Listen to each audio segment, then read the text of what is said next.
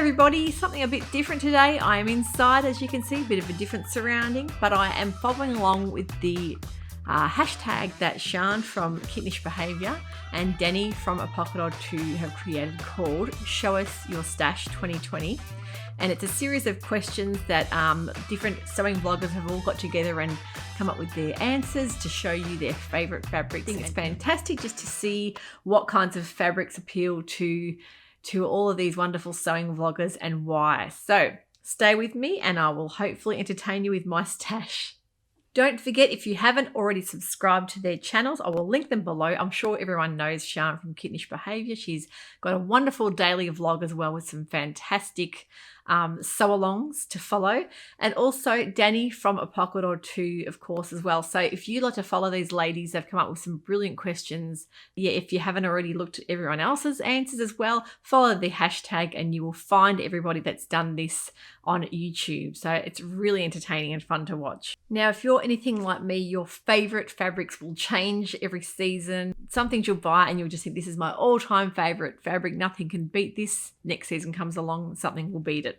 So at the moment, my favorite fabric is, of course, the Atelier Brunette Posy fabric. Now, I actually bought this from Seamstress Fabrics here in Melbourne. This is a gorgeous, lovely, lightweight printed viscose. You'll see the weave in the pattern. So at the moment, this is my favorite fabric. So I'm just planning what to do, some sort of blouse with it. I still haven't quite decided on which blouse. I've got a few things that I'm just thinking about whether they're going to suit it. You've got to look at the drape of the fabric, how many, I think I've got 1.5 meters, so not a huge amount. So I've got to put a little bit of thought into that before I go cutting into it. But I think it'd be great for all seasons, this fabric as well. Winter, summer, autumn, spring. I think just depending on what kind of sleeve length I decide to put with it. So yeah, this is my favorite fabric. And I love Seamstress Fabrics, have got that little bit of a special range of Atelier Brunette fabrics. So anything Atelier Brunette really just stands out to me. And you can see why a lot of the pattern designers use Atelier Brunette fabrics for their launching of their new patterns, because they are just unusual prints. Although it's a floral, it's like an abstract floral, and it's got my favorite colors, of course, the green and the mustard in there. So that is my favorite fabric at the moment. The next question is, what is your oldest fabric? This fabric would be my oldest fabric, going on probably 5 to 6 years old. When I first ventured into the sewing world for sewing my own wardrobe, of course, I, like many other sewists, always go for the unusual prints. Things like quilting cottons always have the most amazing prints and designs, and they really stood out to me at the time. I was making quite a little bit of vintage kind of inspired dresses and skirts, and I think I bought this to make like a pencil style skirt. Never got around to using it, but of course it's a beautiful quilting cotton, but just haven't ever found the right thing to do with it. I think it would make a gorgeous tote bag even, I think, if you stabilized it. Yeah, I think that would really come up quite lovely. But love the gorgeous Japanese print. I just think it's the colors are gorgeous, but it's got that hint of gold through it as well. But just never quite know what to do with it. But yeah, it's really lovely. I love the chartreuse and the olive greens in it as well. So that's probably my oldest. So heading towards 6 years old now, I'd say that would be my oldest fabric. And I've just got in contact with an aunt that I haven't seen for quite a while. And of course, because we're not seeing each other at the moment, we're communicating via email. She did say to me that she's got some vintage fabrics from her mum. So when she catches up with me, she's going to hopefully give them to me. So I'm really excited to see what she's got there. They've been in storage for quite a long time. I'm quite excited to see, yeah, just what kind of fabrics they are. So who knows? The next question is, which fabric are you most scared to cut into? Of course, being expensive fabric, it's always the one that you're a bit scared to cut into.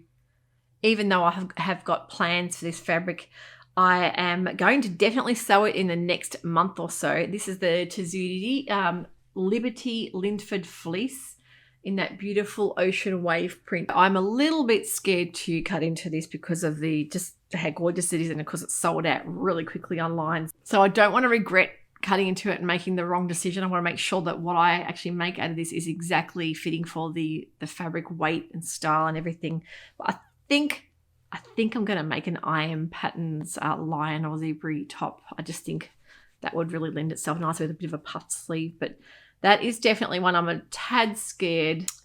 Like with any time you get a Liberty fabric, because they are pricey. I think this one was like $69 a meter, which was it's probably the most I've paid for any type of fabric, but it's one that I knew I just had to have, and I only got 1.5 meters of it too. So I want to make sure it's definitely going to have the right pattern before I go chopping into it.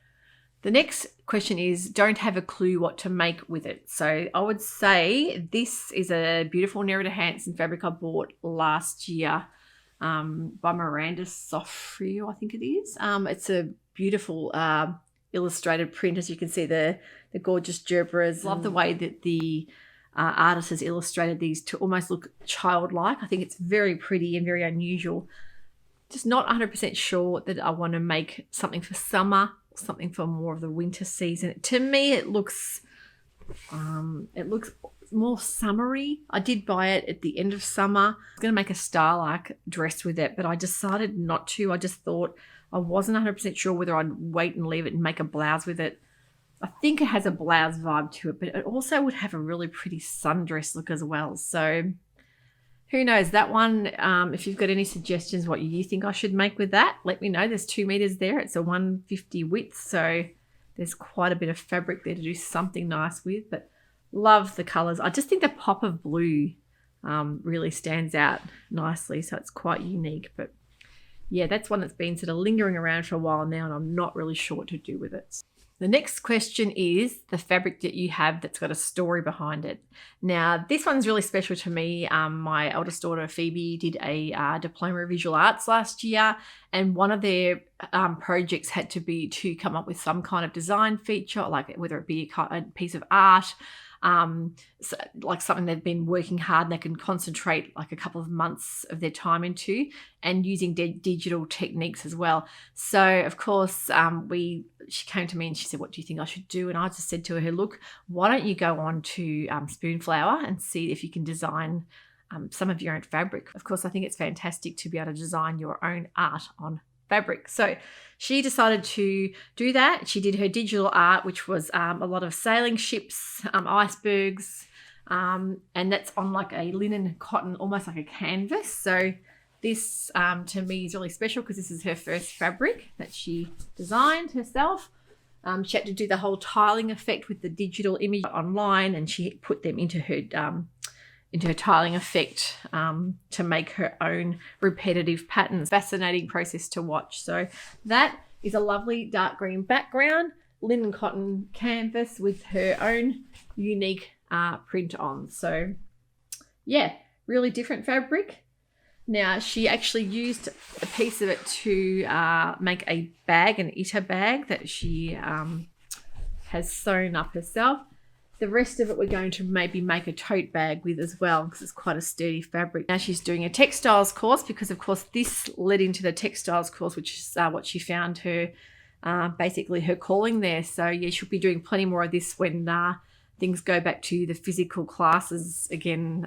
There's not a lot you can do online as far as screen printing and weaving and that kind of thing. So the digital art is great because you can still keep that up. But that would be the story behind that fabric. So that's one that's quite special to me. The next question is, what is your most precious fabric? This fabric was quite special to me at the time.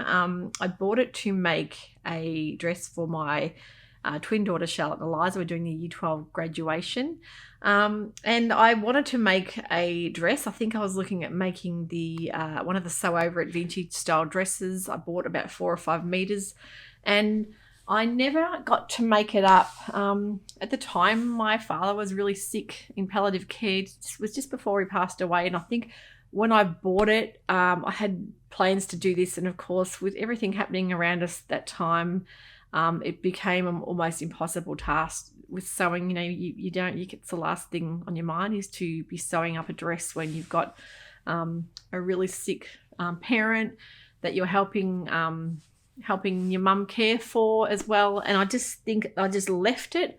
And I ended up buying a dress to wear really suddenly. So that was probably a couple of months before he died. And we just I just never got around to using it. So when I sort of see this fabric, I have that little bit of a sad, nostalgic feeling that I haven't really cut into it, maybe because of the memories around that at the time, but also because there's quite a lot of it there. It's a really delicate, subtle print. It's not something I would have normally chosen. I don't know why. I just probably chose it because maybe at the time I wasn't thinking properly, and I was just like, I just saw something that appealed to me and just sort of grabbed it. It's a beautiful fabric. It's very delicate. I love the birds. That's one thing that really stood out to me, almost like the Japanese inspired print on it. But yeah, it's not something I'd normally go for because I don't normally wear a lot of pastels, but I really love it. Now I'm not sure whether I want to make a dress. I think it's going to become a new Sewciety robe dressing gown, and I'd love to do it with a pink piping. So I want it to be something I'm going to wear a lot because of the memories around it. I want to make sure I do it justice, and I think a gown would work beautifully for this fabric. It's, yeah, as I say, cotton satine's got quite a bit of body, but I think it would work really well for that almost not winter weight, but heading towards winter weight dressing gown, or robe. Yeah, and I want to be able to wear it a lot, so I think it's really pretty. It's got a lovely sheen on it, but yeah, don't normally wear a lot of the pastels, but yeah, that's what I think I've got planned for that. So that is a precious fabric because of the memories surrounding it, maybe that the time that I chose it. So it's interesting to see what your memories evoke as far as senses go, what you see, what you remember at the time, what you hear, and what you smell. So certain fragrances can bring back really strong memories as well. So yeah, it's really interesting to see how the brain works and what memories that you store and why.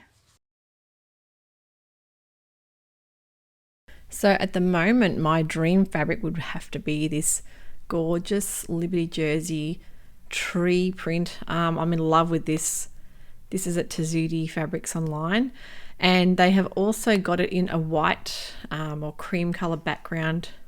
I will show you that too, which is just as pretty, but I don't think I would wear this background quite as much as the black, but just equally as gorgeous.